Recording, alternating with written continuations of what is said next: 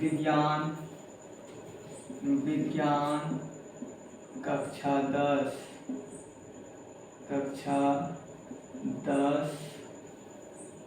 Part second में आप सबों का स्वागत है। आइए हम स्टार्ट करते हैं पार्ट 2।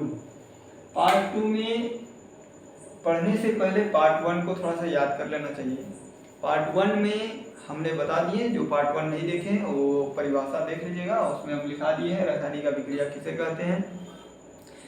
और रासायनिक अभिक्रिया में परिभाषा क्या आया था इसका, कि जब कोई पदार्थ अकेले या किसी अन्य पदार्थों के साथ मिलकर एक या एक से अधिक नए पदार्थों का निर्माण करे, जिसका गुण मूल पदार्थों से बिल्कुल ही अलग हो, तो उसे रासायनिक अभिक्रिया कहते हैं।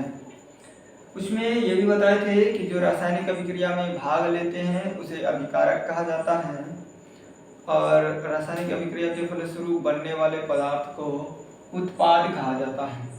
अब हम आज बताने जा रहे हैं कि अगर रासायनिक अभिक्रिया हो तो क्या क्या हो सकता है। देखिए, यदि रासायनिक अभिक्रिया होता है तो हमने पिछले वीडियो में सरफ का उदाहरण लिए थे, पानी का उदाहरण लिए थे, उष्मा उत्पन्न किया था। तो उसी प्रकार से कुछ रासायनिक अभिक्रिया ऐसे होते हैं जिसमें गैस की उत्पत्ति होती है। कुछ रासायनिक अभिक्रिया ऐसे भी होते हैं जिसमें अवक्षेप बनते हैं। एक नया शब्द सुनने को मिला आप लोगों को, अवक्षेप। अवक्षेप क्या होता है? ये एक ऐसा पदार्थ है जो कि अभिक्रिया के फलस्वरूप अवक्षेप नीचे बैठ जाते हैं। जैसे उदाहरण के तौर पे यदि आप पानी में बालू को डालेंगे, रेत को, तो बालू क्या होगा? नीचे बैठ जाएगा। उसको हम लोग अवक्षेप कहेंगे। उदाहरण के तौर पर आप लोग मार्केट में या घर में सत्तू जरूर पीते होंगे। सत्तू का उदाहरण बड़ा ही मस्त लगता है हमें देने में, इसलिए कि आप लोग सत्तू का उपयोग रेगुलर करते हैं। सत्तू का उदाहरण अवक्षेप समझाने में बड़ा ही मदद करता है मेरा और आप लोगों का भी। तो आप लोग सत्तू से समझ सकते हैं कि थोड़ा देर सत्तू घोर करके छोड़ दीजिए उसको।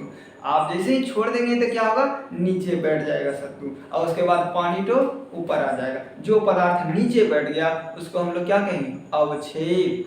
अगर सत्तू घोरते समय गर्मी उत्पन्न हो, ऊष्मा, तो कहेंगे कि अभिक्रिया के फलस्वरूप क्या उत्पन्न किया? ऊष्मा। अगर कुछ गैस निकले, जैसे सत्तू पी लिए और उसके बाद डकार आना शुरू हो जाता है, तो क्या निकला अभिक्रिया के फलस्वरूप? गैस निकला। तो हम लोगों ने ये चीज देखें कि अभिक्रिया, रासायनिक अभिक्रिया जब होती है तो क्या क्या चीजें हो सकता है। तो रासायनिक अभिक्रियाओं की विशेषता या गुण को लिखें। क्वेश्चन क्या बनेगा तब आपका? साथ साथ लिखते जाइएगा। रासायनिक अभिक्रिया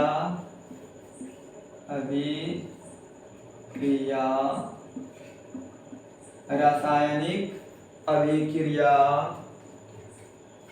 की विशेषता। अच्छा, अभिक्रिया न लिख करके अभिक्रियाओं कर दें। रासायनिक अभिक्रियाओं की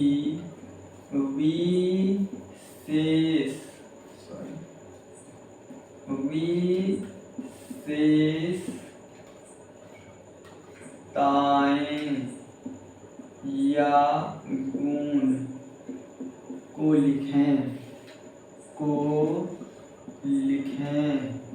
रासायनिक अभिक्रियाओं की विशेषताएं या गुण को लिखें। रासायनिक अभिक्रियाओं की कुछ मुख्य गुण या विशेषताएं निम्न है। आंसर में क्या लिखेंगे?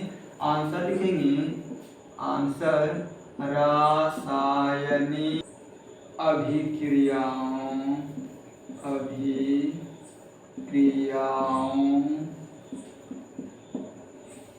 की मुख्य विशेषताएं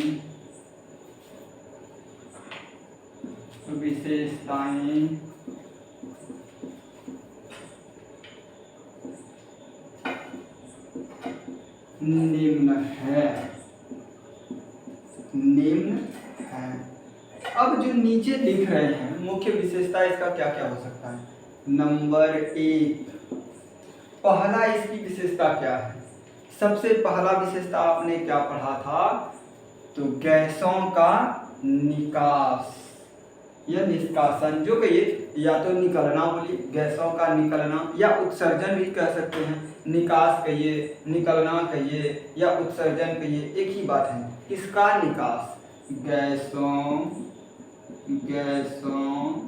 का निकास या उत्सर्जन, साथ साथ लिखते जाइएगा, उत्सर्जन, गैसों का निकास या उत्सर्जन। एक नंबर हो गया। दूसरा नंबर पे क्या है?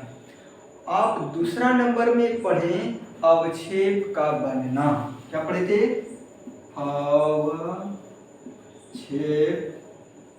का बनना। तीसरा नंबर क्या होगा? तीसरा नंबर में देखिए ताप में परिवर्तन, ताप में परिवर्तन। चौथा नंबर, ताप में परिवर्तन तक में कोई दिक्कत तो नहीं है।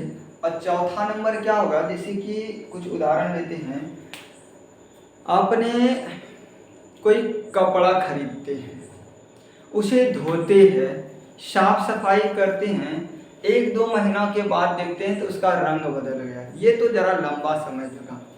सब्जी का ही उदाहरण ले लीजिए ना, जल्द ही समझ में आ जाएगा। सुबह में क्या था? सब्जी का रंग अलग, गर्मी के कारण रंग भी बदल गया, ताप भी उसका बिगड़ गया, बदल गया, और स्वाद भी बिगड़ गया। तो रंगों का परिवर्तन ये भी आता है। ताप में परिवर्तन हो गया, अब रंगों में परिवर्तन। क्या लिखेंगे 4 नंबर पे? रंगों में परिवर्तन। साथ साथ एकदम लिखते जाइएगा और बोलते जाइएगा। कैटो हुआ? 4 हुआ। रंगों में परिवर्तन। और एक चीज क्या? अवस्था में परिवर्तन। जैसे बर्फ का उदाहरण लीजिए, बर्फ को लाइए और छोड़ दीजिए उसे खुली अवस्था में, तो क्या होगा? वो द्रव में बदल जाएगा। और उसको और थोड़ा सा गर्म कीजिए, किस में बदल जाएगा? वो चला जाएगा वाष्प में, भाप में, यानी गैस में। तो क्या बदल गया उसका? अवस्था। अवस्था में परिवर्तन। अवस्था में परिवर्तन। तो आपको ये एक क्वेश्चन, ये बहुत ही महत्वपूर्ण क्वेश्चन हम अभी बता रहे हैं कि रासायनिक अभिक्रियाओं की विशेषता या गुण को लिखना हो तो रासायनिक अभिक्रिया जब होगा तो उस समय में क्या क्या हो सकता है। अब ये कोई जरूरी नहीं है कि कोई भी रासायनिक अभिक्रिया हो तो उसमें इतना चीज पाया ही जाएगा, ऐसा कोई जरूरी नहीं है। अलग अलग रासायनिक अभिक्रियाओं में अलग अलग होता है। जैसे किसी में गैस बनेगा तो किसी में तापमान उत्सर्जित होगा, किसी अभिक्रिया में, रासायनिक अभिक्रिया में ताप में परिवर्तन हो जाएगा, किसी का रंग बदल जाएगा, किसी का अवस्था बदल जाएगा। अलग अलग रासायनिक अभिक्रियाओं में अलग अलग प्रकार की चीजें होते हैं। वही बातें हमने यहाँ लिखा है। तो इसे मैं आशा करता हूँ कि आप समझ गए होंगे। अब मैं हटाता हूँ, अगले प्रश्न की ओर आगे बढ़ाता हूँ।